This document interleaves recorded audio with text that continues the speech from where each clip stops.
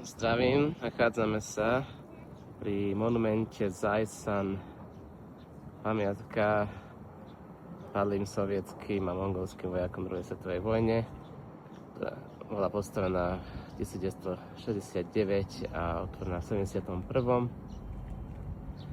A tento okrúhly oblúk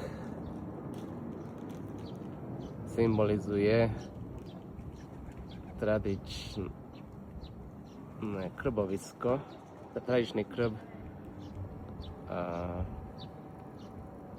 pre Mongolov, traditional fireplace. A na mozaikách sú výjavy z nezávislosti Mongolska,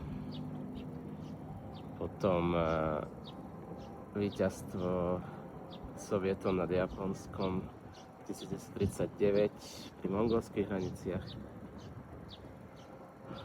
víťazstvo nad fašizmom, to je tu hneď, v 1945.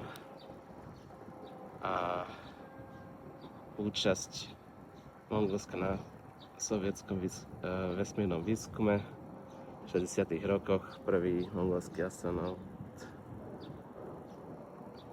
sa zúčastnil toho programu a vyšiel do vesmíru.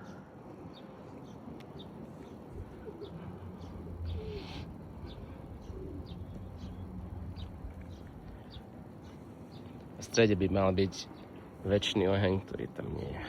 Eternal fire.